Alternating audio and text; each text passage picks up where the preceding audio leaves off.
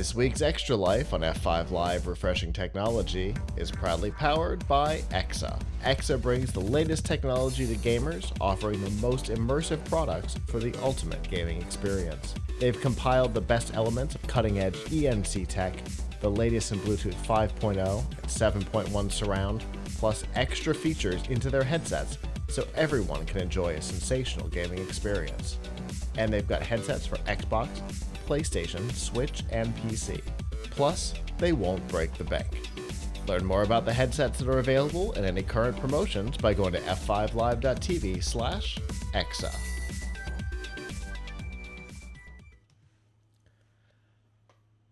Good news for those of you who are watching. I think my camera is fixed. Anyway, there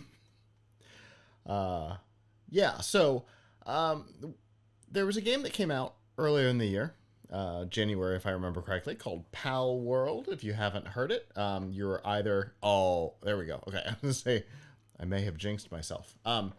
If you haven't heard of it, you're either not a gamer or you have been hiding somewhere. The game has been best described certainly from a outside perspective as Pokemon with guns. And that expression right there all but guaranteed that Nintendo and the Pokémon Company would eventually be coming for Palworld. Surprisingly, it is 8 months later, and the inevitable lawsuit has only just now finally hit. If you haven't played the game, or at least seen anything of it, it definitely has a Pokemon look and feel to it. There are, Arc-style gameplay elements and things like that are part of it as well. But if you were just looking at it, you would definitely think, oh, this is a grittier Pokemon. And you wouldn't entirely be wrong. So the guess all along was that the lawsuit coming was almost certainly going to be a copyright infringement.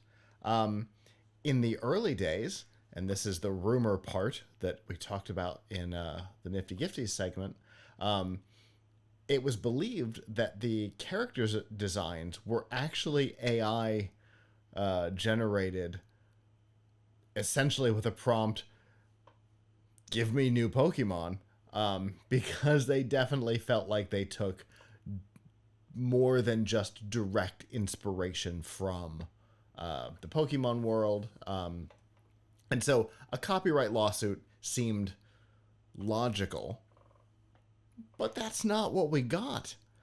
We got a patent infringement lawsuit this week, which surprised everybody. Because a patent infringement was not what we saw coming. And to make it more interesting, apparently in the Japanese legal system, they weren't required to list which patent was being infringed in the suit.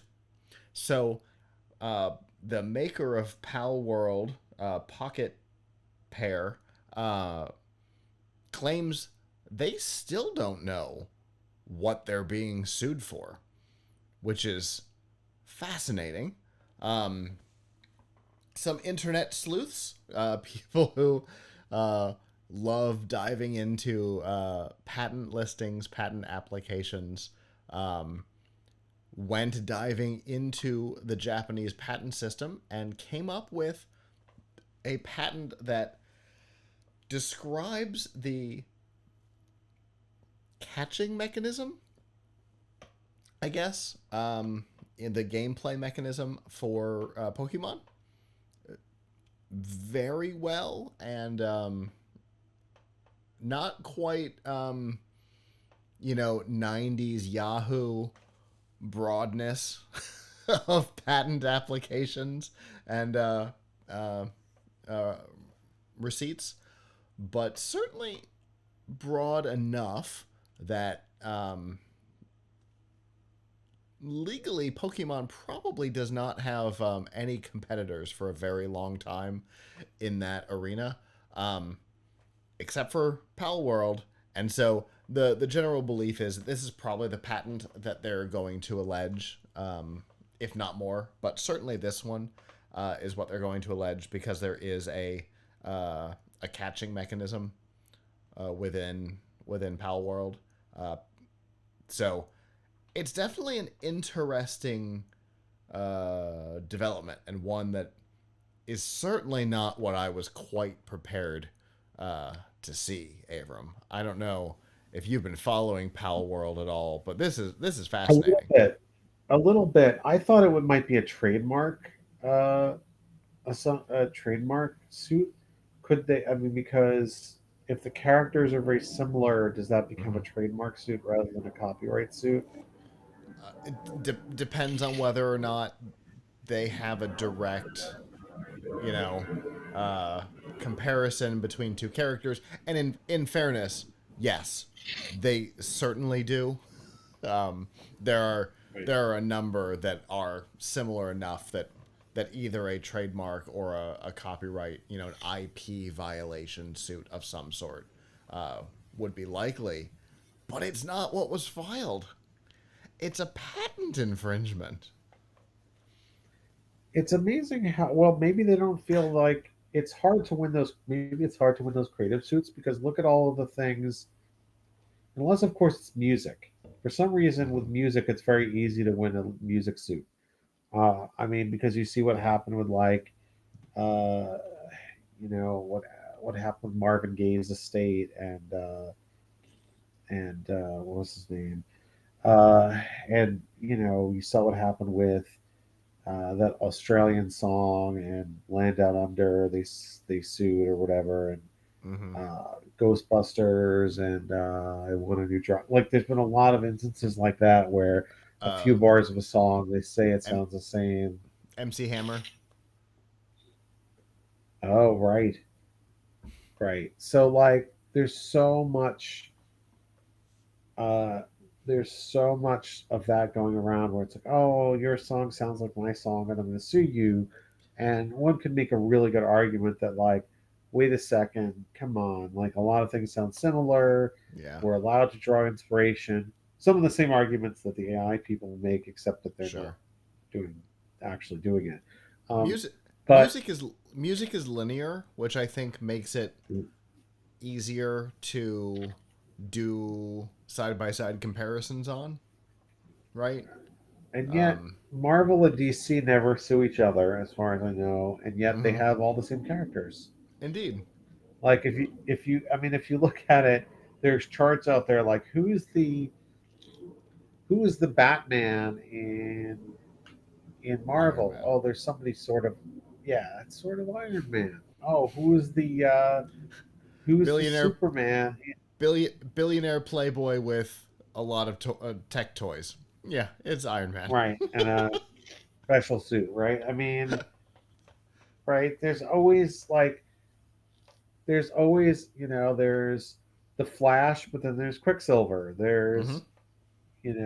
The Vision, but then there's Red Tornado. Like there's so many, like there's lists upon lists of like, Yeah. hey, even like of characters that are very very similar to each other Right. that end up in both these things, and yet they don't sue each other, right? And nor do they sue all of the third party imitators, right? So i'm not I'm not really sure that, like, it's weird that music they're able to prove it so often, with Mm-hmm. other ventures they're not. And maybe they felt that just trying to attack them on the basis of, well, we have cute little pets, and it seems looks a lot and feels a lot like Pokemon. uh, Maybe that doesn't get them where they need to go in terms of Yeah. winning a Bec- lawsuit. because if that was the case, Digimon, right? Right, right. I mean, maybe the other thing is that maybe Digimon were never a real threat to Pokemon, like Autobots were never a real threat to no, what was that? To Transformers. Was it Auto? No, they're not GoBots. Autobots. What were they? GoBots. I'm sorry. Never a real threat to Transformers. I don't know. But still, an argument there, right? Hmm. So, uh, so yeah, I mean, I guess it's kind of ingenious for them to go after something that they patented rather than something that was fictionally similar. Yeah. And, you know, there there is an interesting challenge if they tried to go for a copyright or some sort of an IP violation. So many of the Pokemon are based on actual creatures, Oh, you can't right? copyright nature. Right, exactly. So many of them are direct applications of real animals out in the wild. Now, granted, one of them's a trash can, but we'll put that one aside. Um, you know, there are a lot that are based on nature, so that would make it a real challenge to be able to win on that. So yeah, so maybe a patent makes sense if there's a catching mechanism, and you're up against it. Here we are. It might actually be a surface area that has a potential of success. So I would imagine Nintendo and the Pokemon Company have great legal teams who had 8 months worth of conversations about how they were going to address this. And this is the direction they went. Maybe this is just phase one. Who knows? Maybe they think they can eliminate them entirely with this suit, because perhaps they can get some sort of an injunction, or you know get money for past sales and then not agree to license it going forward. There's all kinds of possibilities on what we see here. Obviously, only time will tell how this suit goes. Clearly, both companies are Japanese. The suit was filed in Japan.